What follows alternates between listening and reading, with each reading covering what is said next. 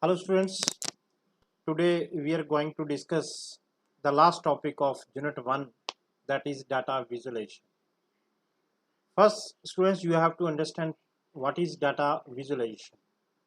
Students, data visualization is a pictorial representation of data.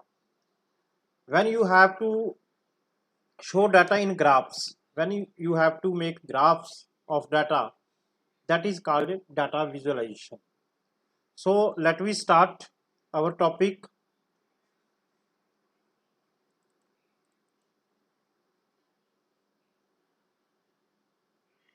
First, why we have to plot a graph?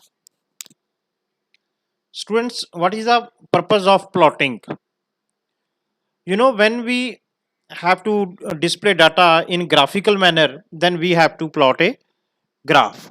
We know that images or visuals are a powerful form of communication.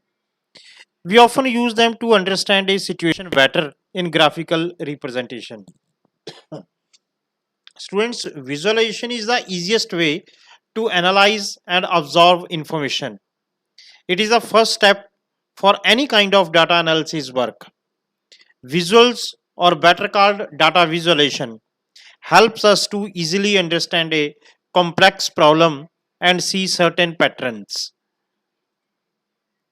Data visualization basically refers to the graphical or visual representation of information, as we already discussed, and data using visual elements like charts, graphs, maps, etc. So data visualization in Python can be done by many packages. There is so many packages which you can use for data visualization in Python. But in our syllabus, we will do matplotlib library. We will do data visualization by using matplotlib library. So first, we have to understand what is matplotlib.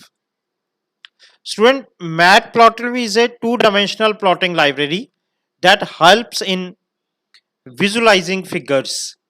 Matplotlib is used in Python as it is robust, free, and easy library for data visualization.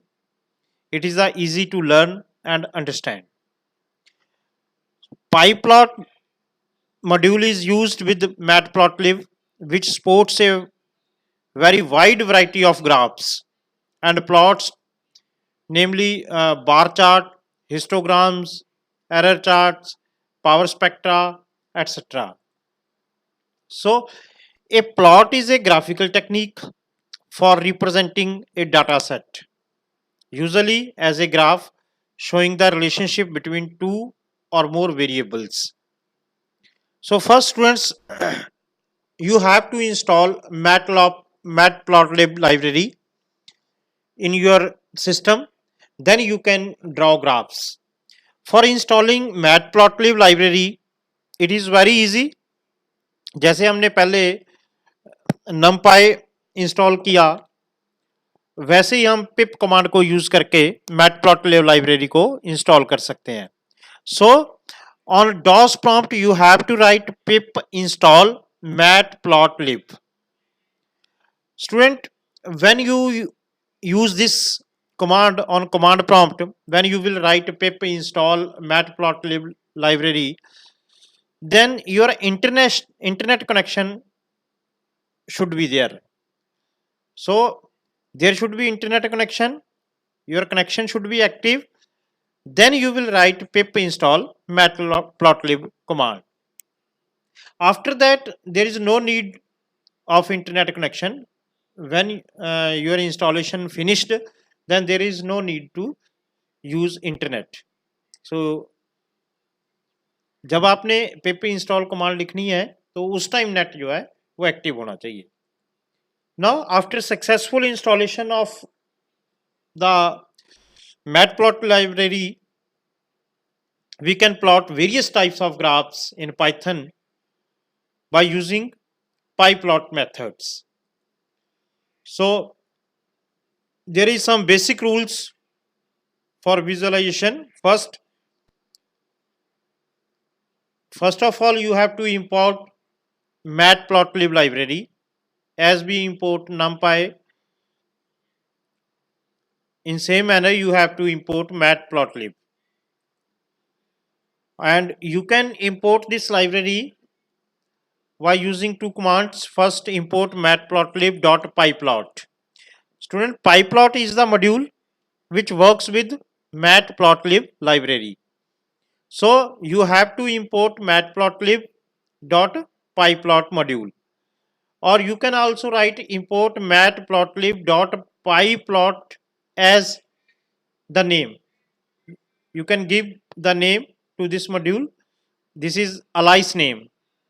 Instead of writing this complete command, we just use this alias name plt. So you can also give plt. अगर आपने ये नाम Alice name नहीं दिया है तो हमें ये फर्स्ट मेथड से करना पड़ेगा, और जब भी हम pyplot या matplotlib को एक्सेस करेंगे तो हमें ये पूरी कमांड लिखनी पड़ेगी. अदरवाइज अगर आपने इसको अलाइस नेम दे दिया तो हम अलाइस नेम को यूज कर सकते हैं in short. So along with pyplot, if you are using numpy functionality, make sure to import it also using the command import numpy. अगर आप arrays को यूज कर रहे हैं इसमें तो आपको numpy को भी एक्सेस करना होगा, उसको भी इंपोर्ट करना पड़ेगा. So next, the next type for visualization is choose an appropriate plot type. किस तरह का ग्राफ आपने बनाना है? आपका लाइन चार्ट हो सकता है, पाई चार्ट हो सकता है, स्कैटर चार्ट हो सकता है, हिस्टोग्राम हो सकती है. जो भी आपने ग्राफ प्लॉट करना है वो हमें सिलेक्ट करना पड़ेगा, उसके लिए अलग कमांड होगी. If there are various options, we should compare them and choose them one that fits our model the best. Third, after choosing the type of plot, one of the most important thing is to label the axis. You know students, किसी भी chart में दो axis होते हैं. अब matplotlib library में तो हम टू डिमेंशनल ही डिजाइन कर सकते हैं, तो उसमें एक एक्स एक्सिस होगा और एक वाई एक्सिस होगा. So you can give the labels for axis and X axis and Y axis. जो भी आपने उनको नेम देने हैं उनके लेबल्स आप वहां पे रख सकते हैं. If we don't do this, the plot is not informative enough, क्योंकि उसकी इंफॉर्मेशन तो हमें एक्स एक्सिस के ऊपर जो आपने नेम दिया है कि एक्स एक्सिस के ऊपर कौन सा डाटा वो डिस्प्ले कर रहा है, वाई एक्सिस के ऊपर कौन सा डाटा डिस्प्ले कर रहा है, वो हमें उनके लेबल से ही पता चलेगा. Fourth step, we can add a title to make our plot more informative. जो आपने चार्ट बनाया उस चार्ट को एक आपने टाइटल देना है. जैसे हमारी जो एग्जांपल जो हम इसमें यूज करने वाले हैं उसमें हमने स्टूडेंट का रिजल्ट कार्ड बनाया है, तो रिजल्ट शीट को हमने विजुलाइज करना है, उसका ग्राफ बनाना है, तो हमने उसको नाम दे दिया रिजल्ट शीट या रिजल्ट डाटा. तो इस तरह से स्टूडेंट्स आपने अपने ग्राफ को एक नेम देना है, मीनिंगफुल नेम होना चाहिए, उसका टाइटल होना चाहिए. Then next is add labels for different categories when needed. अगर आप अलग अलग कैटेगरीज उसमें यूज कर रहे हैं उनको भी लेबल्स लगाने हैं. डिफरेंट डिफरेंट सब्जेक्ट्स के मार्क्स हैं तो डिफरेंट डिफरेंट सब्जेक्ट्स के नेम वो आप वहां पे दे सकते हैं. Legends, in some cases we can use some sizes and colours of the data to make the plot more informative. हमने जैसे आप देख सकते हैं कि ये मैंने एक्स एक्सिस और वाई एक्सिस को नेम दिया है और जो बार्स है उनको डिफरेंट डिफरेंट कलर दिया है, तो इससे जो डाटा है वो मोर इंफॉर्मेटिव हो जाएगा. और लीजेंड्स है, सचिन और राहुल दो स्टूडेंट्स का ये डाटा है, सॉरी टू प्लेयर्स का डाटा है, सचिन और राहुल का. एक्स एक्सिस के ऊपर प्लेयर्स है A B C D and Y axis के ऊपर उनके स्कोर है. तो दो तरह का डाटा है, ए बी सी डी और वाई एक्सिस के ऊपर स्कोर. अब ए बी सी डी आपके ईयर भी हो सकते हैं कि 2014 में क्या स्कोर था उनका, 2015 में क्या स्कोर था, 2016 पे क्या स्कोर था, 2017 में क्या स्कोर था. ये अलग अलग तरह का डाटा यहाँ पे हम प्लॉट कर सकते हैं. तो उसमें हमने टाइटल दे दिया इसको scores by players. X axis को नेम दे दिया, जो लेबल दिया वो प्लेयर, और वाई एक्सिस को हमने लेबल दिया स्कोर्स। तो स्टूडेंट इस तरह से हम डाटा को प्लॉट कर सकते हैं, जो भी डिफरेंट ईयर्स में उनका रिकॉर्ड रहा है वो हमने ग्राफ के द्वारा उसको डिस्प्ले करवाना है। तो इस तरह से आप ग्राफ जो है वो ड्रॉ कर सकते हैं।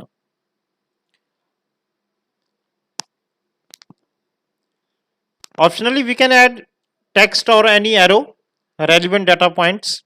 हम कोई टेक्स्ट लिख सकते हैं, एरोज लगा सकते हैं, यहाँ पे उसकी जरूरत है, ये ऑप्शनल है। Now how many types of plots, how many types of graphs you can draw, you can plot in by using matplotlib library. So the first one is line plot. You can draw line plot, line graph, bar graph. You can design histogram. You can draw pie chart. You can draw frequency polygon. You can draw box plot, and you can draw scatter plot. So these are the different graphs that you can draw by using matplotlib library. So let me start with line plot. Student, as the name implies, line, it is a line chart. It will show data in lines. The line chart is represented by a series of data points connected by a straight line. A line chart और graph can be created using the plot method. Student, जब आपने line chart draw करना है तो उसके लिए हम plot method को यूज करते हैं, and it is available with pyplot library. So in order to draw a line plot, following are the steps. First you have to import matplotlib library, then you will write the name, alias name, if you have given alias name dot plot, x-axis, y-axis, color and other elements, arguments which you can pass, we will discuss later on.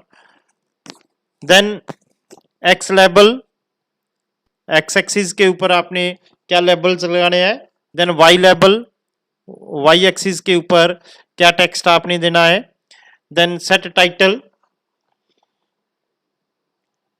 Graph को क्या title आपने set करना है, and six step is to display chart you will use show method to display that figure. These are the 6 steps which you have to use when you have to draw a chart.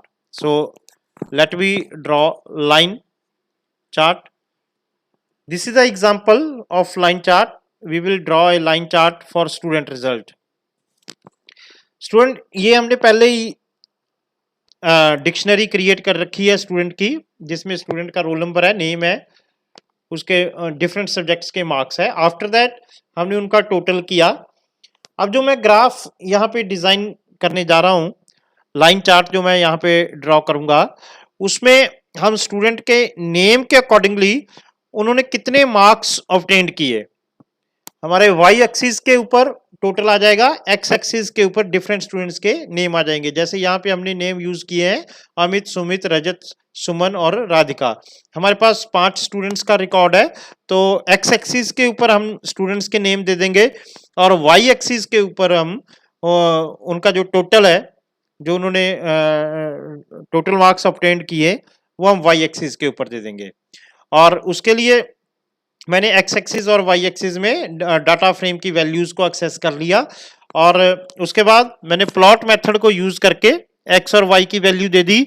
Then colour, वो जो line draw करनी है किस colour की line हो, उसमें student आप different colours इसमें यूज कर सकते हैं, red, green, blue, magenta, yellow. तो इनके लिए कोड भी है, आप लोग सीधा नाम भी यूज कर सकते हैं। रेड लिख दिया तो रेड कलर की लाइन जो है वो ड्रॉ कर देगा। अगर आपने इसमें येलो लिख दिया तो येलो कलर की लाइन से वो चार्ट बनाएगा। अगर आप ब्लू लिख रहे हो तो ब्लू कलर की लाइन से वो लाइन चार्ट जो है वो ड्रॉ करेगा। तो इसमें अलग अलग कलर्स आप दे सकते हैं।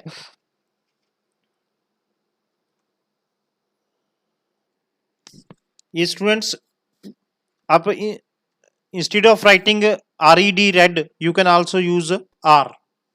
For blue you can use B, and for green you can use character G, and for magenta you can use M, for yellow you can use Y, for black if you have to draw lines in black color then you can use a K character. K character is used for black color.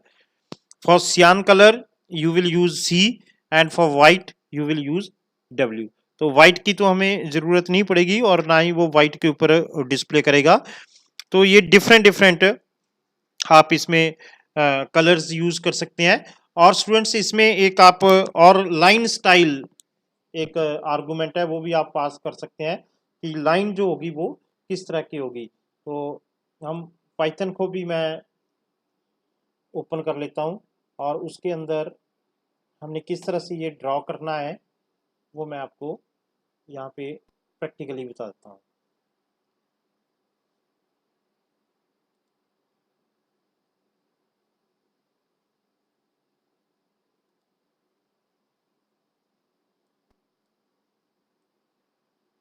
Students ये हमारी example है जिसको हम use कर रहे हैं. अब इसमें हमने कलर रेड यूज किया और उसके साथ एक हमने लाइन स्टाइल भी हमने यूज की कि जो लाइन है वो उसका स्टाइल क्या है. बाय डिफॉल्ट वो सॉलिड होता है, अदरवाइज आप ऑप्शन दे सकते हैं इसमें सॉलिड, डैश्ड, डैश डॉट और डॉटेड. तीन तरह की ये चार तरह की आप लाइंस यहाँ पे ड्रॉ कर सकते हैं.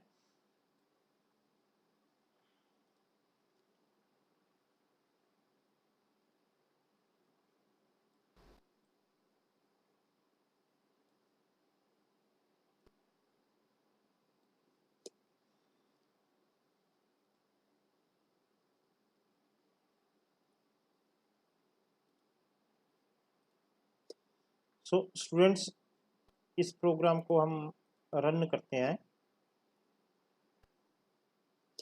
When you will execute this program, then it will display the line chart.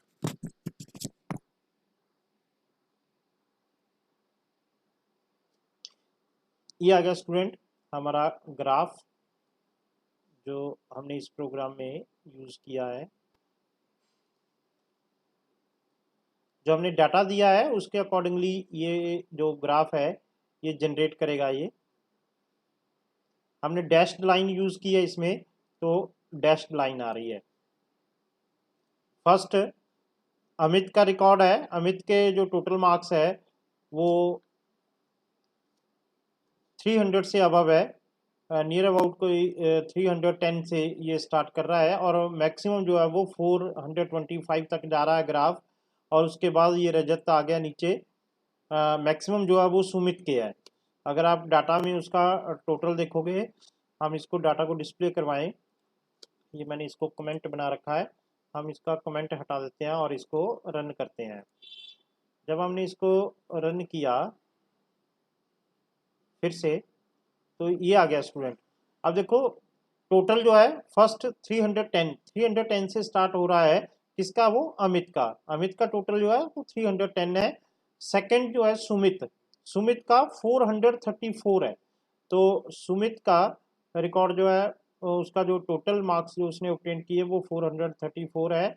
और उसके बाद वो फिर से कम होता चला गया. रजत जो है वो अगर आप स्ट्रेट लाइन लगाओ यहाँ से रजत से तो ये 346 के ऊपर मिलेगी जाके. तो 350 से थोड़ा कम रह जाएगी. और उसके बाद सुमन की जो टोटल मार्क्स है वो सबसे कम है 265. तो ये 265 मार्क्स सुमन के. और उसके बाद फिर ग्राफ ऊपर जा रहा है. राधिका के मार्क्स जो है वो 310 है. तो वापिस फिर 310 के ऊपर वो एंड कर रहा है. तो इस तरह से उसने लाइन जो चार्ट है वो ड्रॉ कर दिया. अब स्टूडेंट्स ये मैंने डैश लाइन यूज की थी. आप यहाँ पे लाइन स्टाइल में जाके इसकी लाइंस जो है वो चेंज कर सकते हैं. तो मैंने यहाँ पे डैश्ड की जगह अगर मैं इसको डॉटेड कर दूं, इसको मैं डॉटेड कर सकता हूं या डैश डॉट कर सकता हूं. तीन तरह के ऑप्शंस है स्टूडेंट्स इसमें. एक आप इसमें डॉटेड कर सकते हैं या डैश डॉट कर सकते हैं या डैश कर सकते हैं या फिर बाय डिफॉल्ट सॉलिड तो होती है लाइन. इसको हमने सेव करके फिर से प्रोग्राम को एग्जीक्यूट कर दिया। अब ये फिर से इसका चार्ट जो है वो ड्रॉ करेगा। तो अब जो लाइन का स्टाइल है थोड़ा डिफरेंट हो गया। अब ये जो है वो डॉटर लाइन डिस्प्ले कर रहा है। आप इसका स्टाइल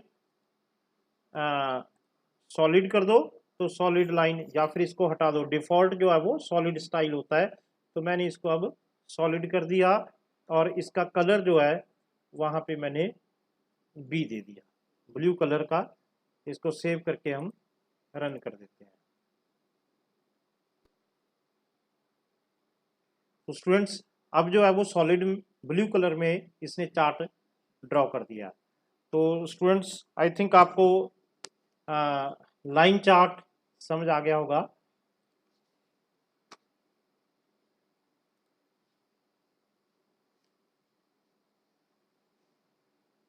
जो मैंने एग्जांपल यूज की थी उसकी आउटपुट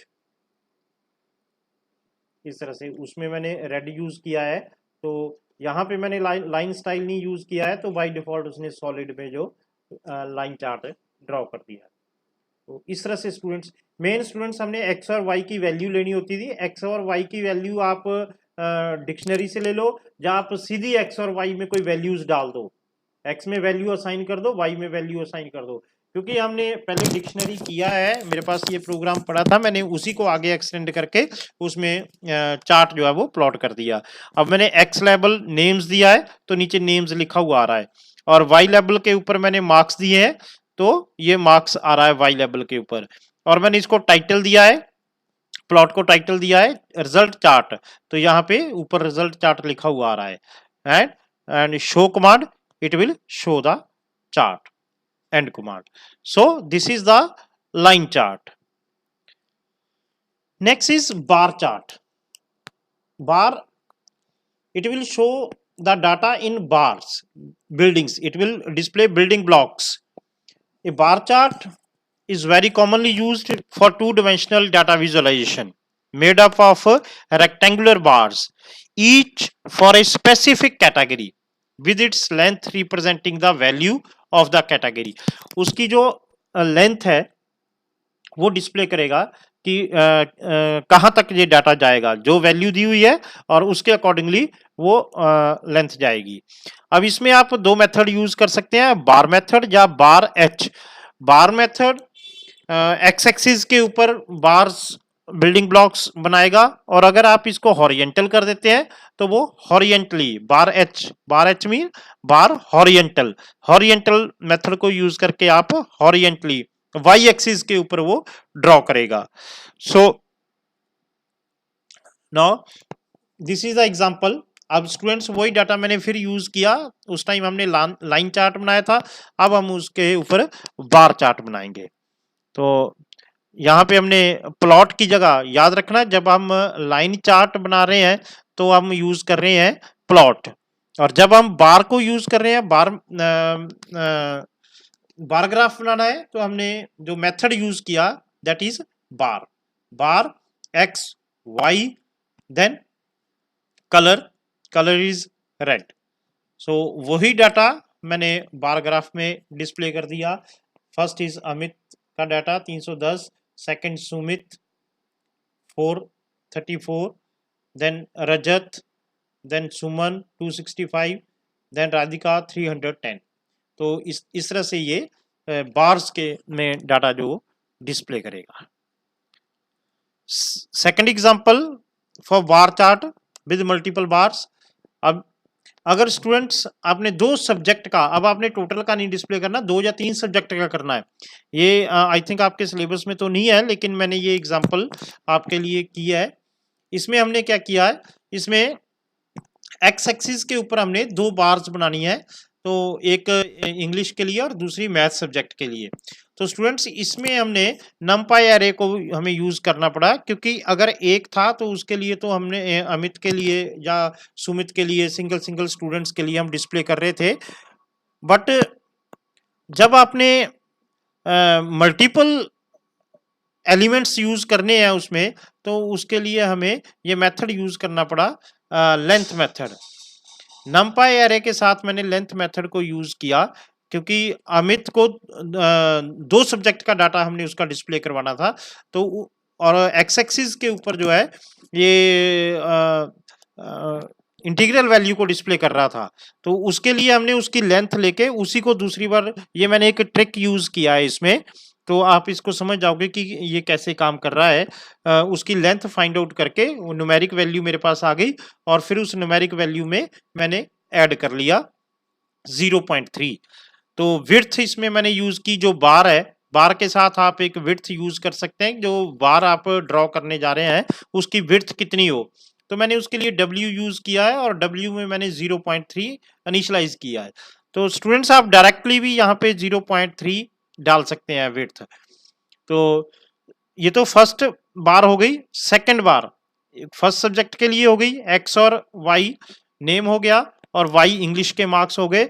अब दूसरी X1 में फिर वही नेम रिपीट होने हैं, तो सब्जेक्ट जो है वो चेंज होएगा, सब्जेक्ट मैथ हो गया।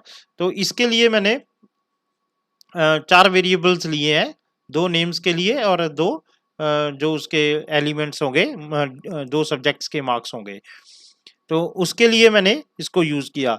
अब आपने जो एक्स एक्सिस है, नेक्स्ट कमांड जो मैंने यूज की, एक्स एक्सिस के ऊपर मैंने एक्सटिक्स यूज किया। जब हमने स्टूडेंट्स हम मैन्युअली कोई वैल्यू देनी होती है, तो उसके लिए हम एक्सटिक्स मेथड यूज करते हैं। एक्सटिक्स का मीनिंग है कि हमने वहां पे जो स्टूडेंट्स के नेम डिस्प्ले करने हैं, एक्स की वैल्यू और x1 की वैल्यू, एक्स और x1 की वैल्यू सेम होगी, क्योंकि वही नेम होंगे, बट उनके ब्लॉक्स 2-2 बनने हैं, एक इंग्लिश के लिए और एक मैथ के लिए। तो एक्सटिक्स को मेथड को हमने यूज किया, उसमें मैंने x1 में 0.3 ऐड कर दिया। अदरवाइज अगर आप 2 वैल्यू को डिस्प्ले करते तो एक के ऊपर ही दूसरे सब्जेक्ट का ब्लॉक आ जाना था। मैंने दोनों ब्लॉक अलग अलग डिस्प्ले करवाने हैं, इसलिए मेरे को ये यूज करना पड़ा। तो इसकी आप आउटपुट अगर देखोगे तो इस तरह से आउटपुट आएगी। ये स्टूडेंट अगर मैं दोबारा फिर यहाँ पे अमित यूज करता तो इसने यहाँ पे एरर मैसेज देना था। अगर मैं यहाँ पे फिर से नेम असाइन करता, तो उसके लिए मैंने एक ट्रिक यूज किया, मैंने इसकी लेंथ फाइंड आउट करके जितनी उसकी लेंथ है उसके आगे एक बार फिर मैंने नेम डिस्प्ले किया। ये डिस्प्ले एक बार ही करेगा, लेकिन 2 एलिमेंट्स के लिए इसको यूज करेगा। अमित फर्स्ट, ये लीजेंड्स दे रहा है ऊपर, इंग्लिश के जो मार्क्स है वो ब्लू कलर में है, और जो मैथ्स के मार्क्स है वो ऑरेंज कलर का जो बिल्डिंग ब्लॉक है उसमें ये मैथ्स के मार्क्स शो कर रहा है। तो इस तरह से मैं इसको डिस्प्ले कर रहा हूँ। अदरवाइज क्या होना था, इसने, मैं अगर इसको नहीं यूज करता, अगर मैं इसको हटा दूं तो ये क्या करेगा, इसी बिल्डिंग ब्लॉक के ऊपर दूसरा डिस्प्ले कर देना था।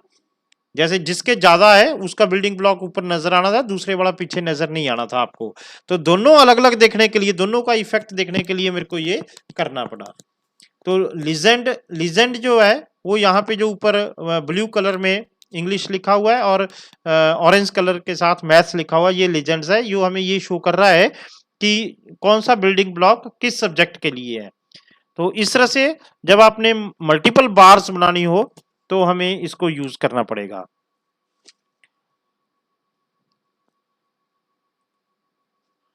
स्टूडेंट थर्ड है हमारे पास हिस्टोग्राम।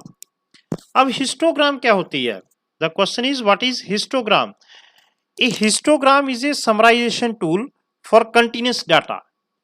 जब हमारा डाटा कंटिन्यूसली एक रेंज दे रखी है, कि जैसे हमने स्टूडेंट्स के मार्क्स देखने हैं कि हमने रेंज दे दी 30 to 40 कितने स्टूडेंट है, 40 to 50 कितने हैं, 50 to 60 कितने हैं, 60 to 70 कितने हैं। जब हमने कोई ग्रेड्स निकालने होते हैं तो हमें इस रेंज की जरूरत पड़ती है।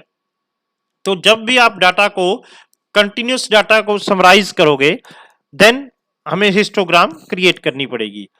ए histogram provides a visual interpretation of numerical data by showing the number of data points that fall within a specified range of values।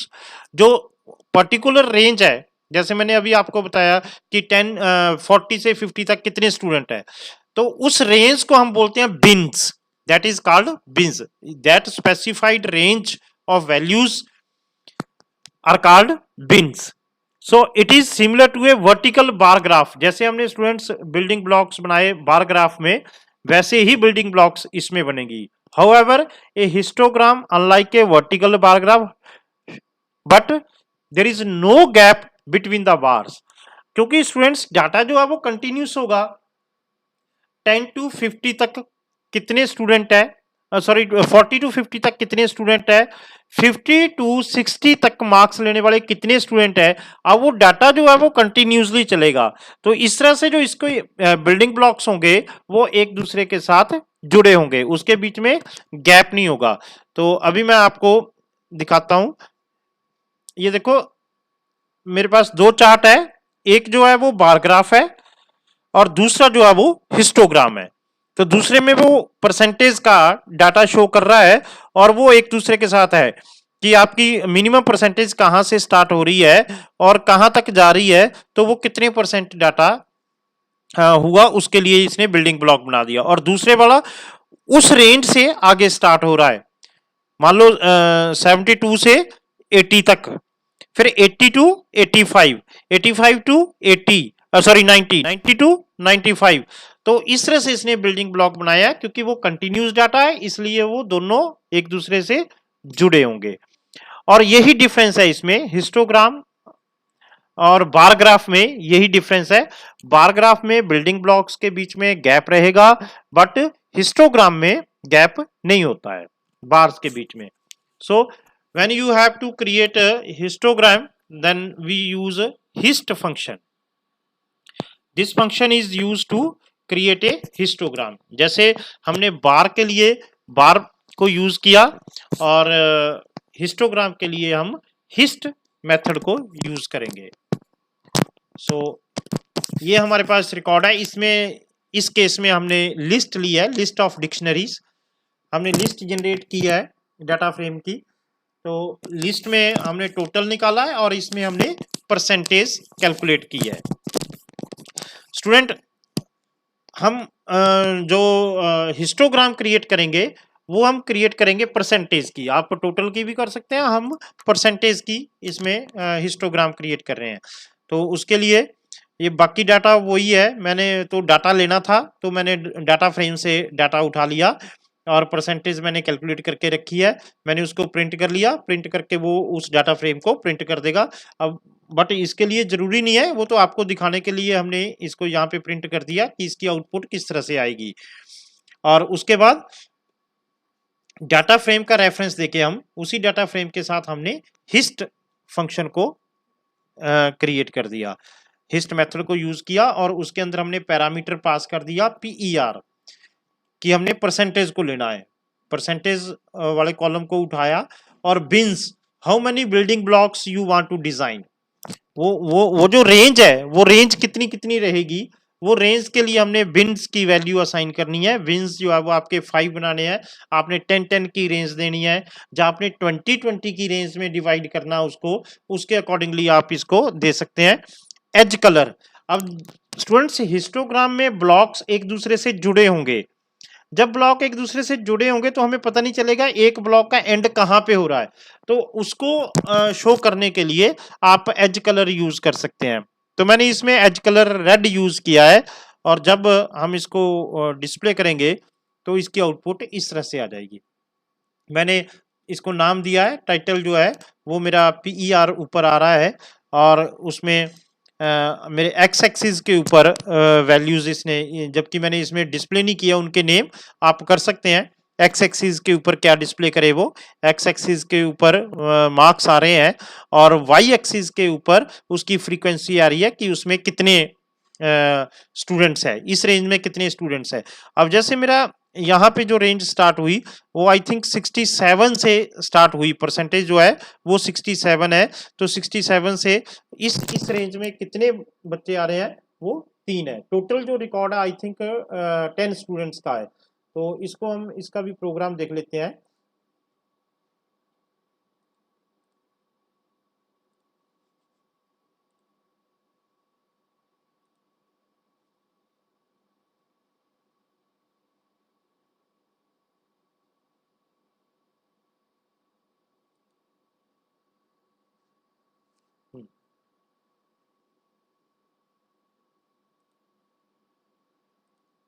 ये हमने इसको रन कर दिया, ये आउटपुट आ गई।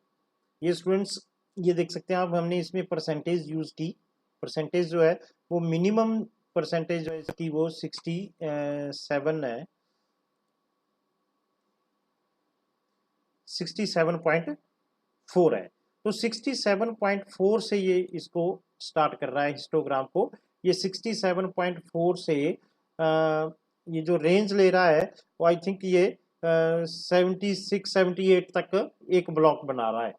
तो उसमें कितने स्टूडेंट आ रहे हैं, फ्रीक्वेंसी क्या उसकी 4।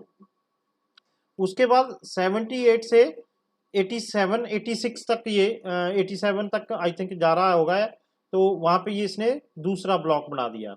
और तीसरा ब्लॉक जो है वो 87 से 96.6 जो है लास्ट वैल्यू है, उसके लिए इसने इसका तीसरा ब्लॉक जनरेट कर दिया। तो ये स्टूडेंट इसने 3 ब्लॉक बनाए, क्योंकि मैंने बिन्स की वैल्यू 3 दी थी, तो इसलिए इस प्रोग्राम में मैंने बिन्स की वैल्यू 3 दे रखी है, तो इसने 3 ब्लॉक बना दिए। एज कलर जो है वो रेड दे रखा है। अगर आप एज कलर नहीं दोगे तो वो जो बीच में लाइन ड्रॉ कर रहा है उसको सेपरेट करने के लिए तो ये लाइन नहीं आएगी। तो इस केस में मैंने बिन्स 5 दे रखे हैं, तो एग्जांपल में इसलिए वहां पे 5 ब्लॉक्स आ रहे हैं, हिस्टोग्राम में एक दूसरे से वो क्लब हो रखे हैं। तो आप इसको मैं चेंज करके इसको रन कर लेते हैं। तो मैंने इनको फिर से 5 कर दिया, मैंने ब्लॉक्स जो है वो 5 कर दिए। इसको सेव करके प्रोग्राम को रन करते हैं।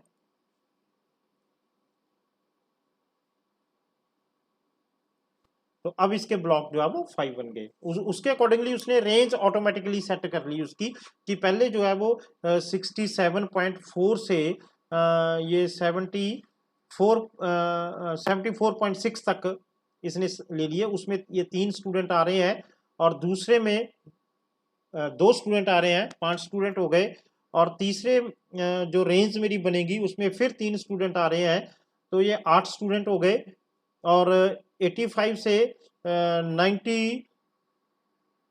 90 अबव है, 90 से थोड़ा सा ज़्यादा है चौथा ब्लॉक, ये 9 हो गया। और लास्ट वाला जो 10 स्टूडेंट का ये रिकॉर्ड है, आप यहाँ पे दे सकते हैं 0 से लेके 9 तक 10 स्टूडेंट्स का रिकॉर्ड है। उसके अकॉर्डिंगली इसने ये हिस्टोग्राम जो है वो जनरेट कर दी। तो स्टूडेंट्स आपको समझ आ गया होगा कि हिस्टोग्राम जो ग्राफ है वो किस तरह से आपने इसको बनाना है। इसमें मैक्सिमम बार ग्राफ और हिस्टोग्राम में डिफरेंस आ जाता है पेपर में, कि दोनों में क्या डिफरेंस है स्टूडेंट, ये आपने याद रखना है। ये इसकी फ्रीक्वेंसी रेट बताता है। हिस्टोग्राम जो हम यूज करते हैं वो फ्रीक्वेंसी के लिए यूज करें, कि इस रेंज में कितनी फ्रीक्वेंसी है, इस रेंज की कितनी फ्रीक्वेंसी है। तो इस परसेंटेज में कितने स्टूडेंट है, इस परसेंटेज में कितने स्टूडेंट है, 80 टू 85 में कितने स्टूडेंट्स है, तो वो उसकी फ्रीक्वेंसी बता रहा है। उसके लिए हम हिस्टोग्राम को क्रिएट करते हैं। आप स्टूडेंट इसमें डायरेक्ट डाटा भी डाल सकते हैं, जो आप यहाँ पे वैल्यू दे रहे हैं इसमें आप डायरेक्ट डाटा भी एंटर कर सकते हैं। बट मैंने पहले से इसको बना रखा था, स्टूडेंट की एग्जांपल ले ली ताकि आपको इजीली समझ आ जाए। मैंने उसी प्रोग्राम में आगे एक्सटेंड कर दिया, उसकी परसेंटेज को मैंने हिस्टोग्राम हिस्ट जो मेथड है उसका पैरामीटर यूज कर लिया। अदरवाइज आप किसी वेरिएबल में वैल्यू असाइन करके उसको आप डिस्प्ले कर सकते हैं। ये स्टूडेंट इकोनॉमिक्स से रिलेटेड टॉपिक है ये हिस्टोग्राम का। तो जो कॉमर्स के स्टूडेंट है उनको जल्दी समझ आ जाएगा, लेकिन फिर भी अगर साइंस स्टूडेंट को कोई दिक्कत हुई तो वो पर्सनली मेरे को कॉल करके ये पूछ सकते हैं इसके बारे में।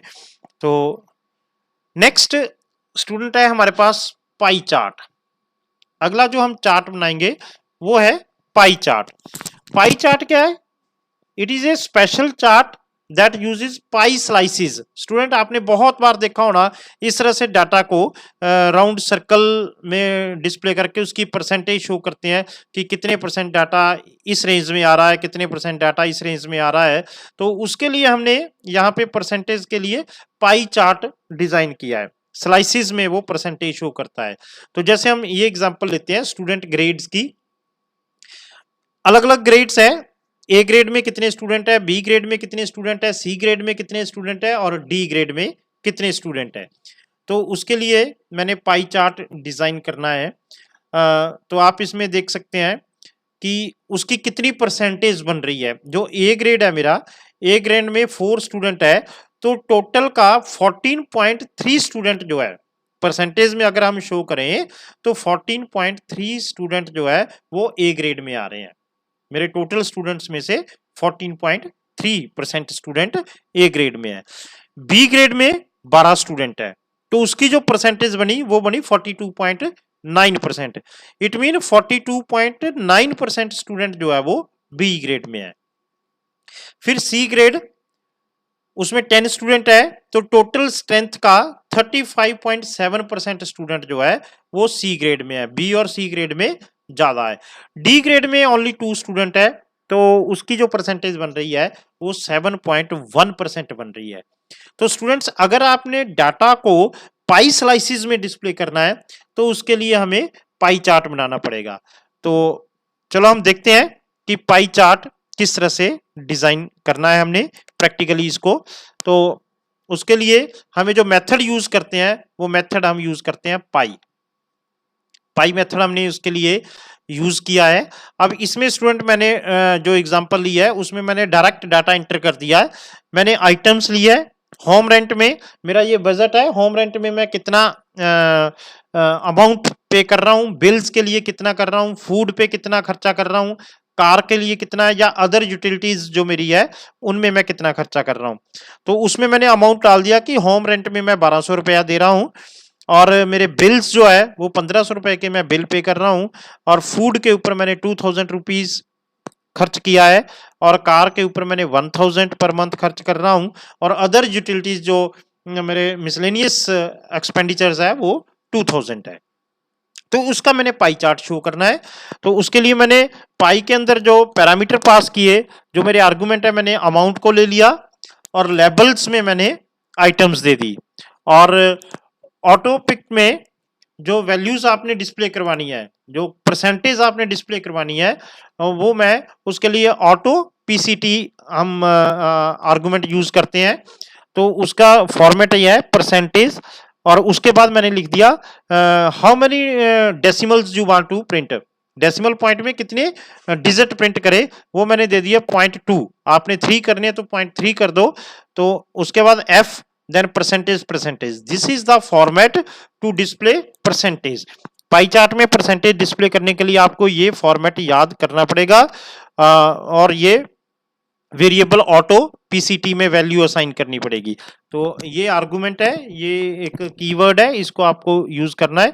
लेबल्स में मैंने आइटम दे दी और उसके बाद मैंने इसको शो कर दिया।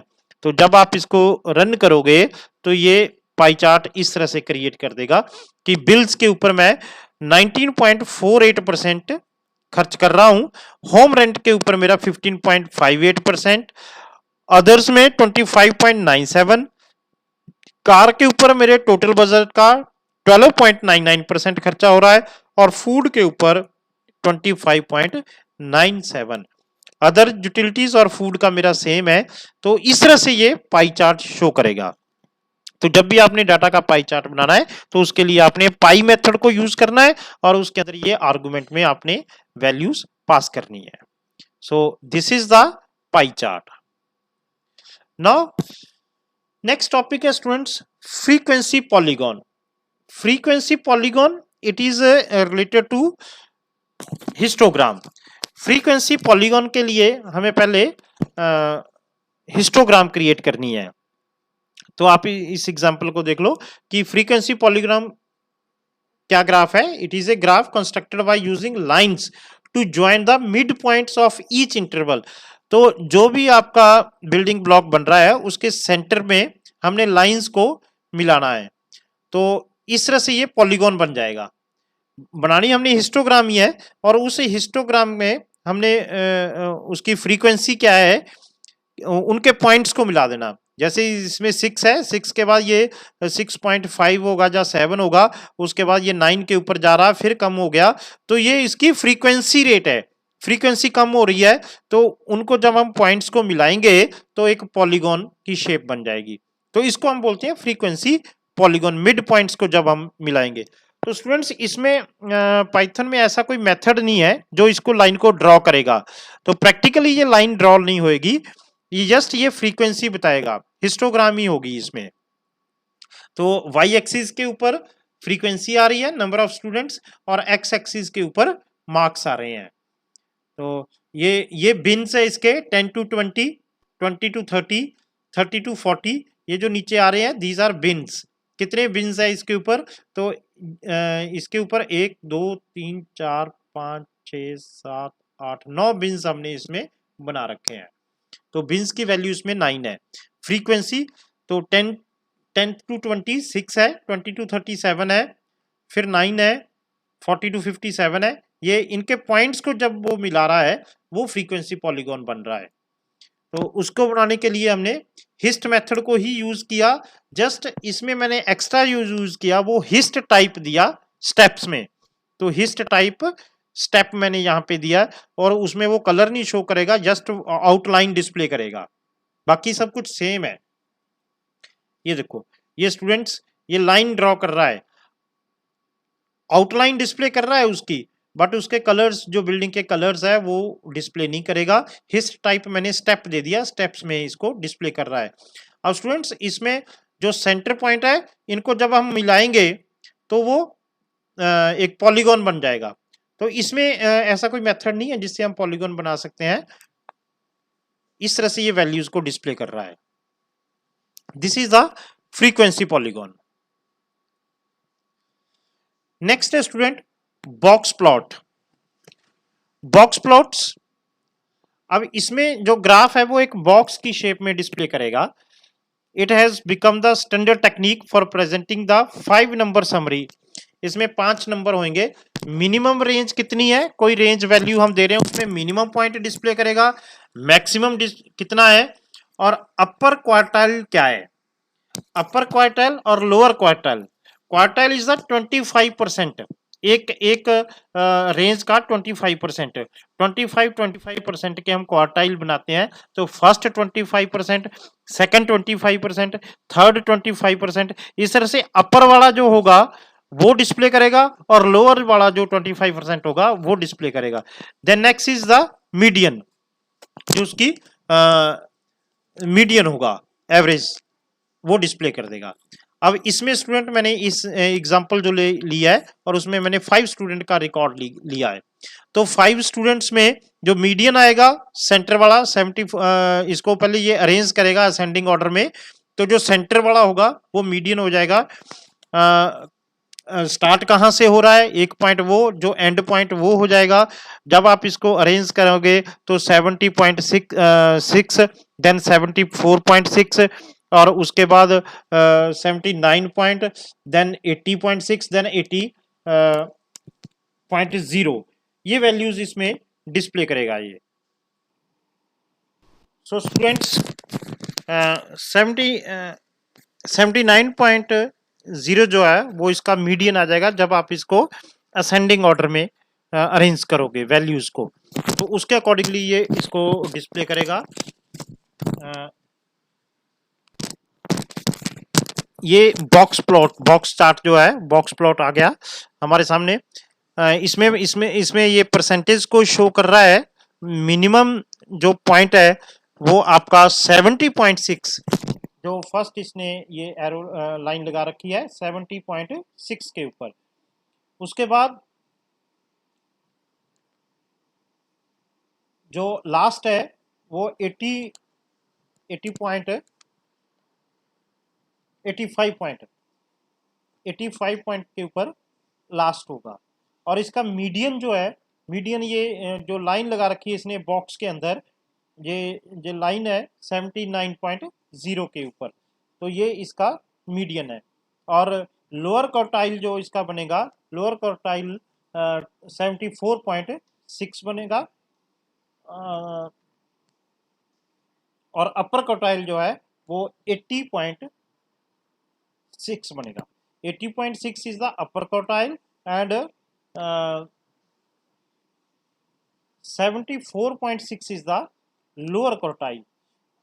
अब इसमें स्टूडेंट्स हमारे पास 5 ही रिकॉर्ड थे, तो जो सेंटर में आया वो आपका मीडियन हो गया, और उससे नीचे वाला जो है वो लोअर क्वार्टाइल, ऊपर वाला जो है वो अपर क्वार्टाइल, और जो स्टार्टिंग वैल्यू थी तो वो आपका स्टार्टिंग हो गया और लास्ट में इसका एंड हो गया। अगर वैल्यूज ज़्यादा हो, मान लो ये वैल्यूज इवन में थी, ऑड में थी, अगर वैल्यू इवन में हो जाए तो हम जो सेंटर वाली होंगी मीडियन निकालने के लिए उन दोनों को ऐड करके उससे डिवाइड कर देंगे, तो ये मीडियन आ जाएगा। तो इस तरह से आप बॉक्स प्लॉट जो है वो ड्रॉ कर सकते हैं। नेक्स्ट स्टूडेंट है scatter chart. Scatter chart it is a graph of plotted points. इसमें स्कैटर में क्या है, वो लाइन ड्रॉ नहीं करता, वो डॉट पॉइंट करता है, line dotted dot dot display करेगा, पॉइंट्स को डिस्प्ले करेगा on two axis that shows a relationship between two sets of data. The scatter chart can be created through two functions. Students इसमें हम plot function को भी use कर सकते हैं स्कैटर के लिए, और हम स्कैटर फंक्शन को भी यूज कर सकते हैं। तो जैसे ये है, ये एग्जांपल है स्कैटर की। तो जो अमित की परसेंटेज है वो 80 पॉइंट समथिंग बनेगी, तो उसके ऊपर उसने डॉट लगा दिया।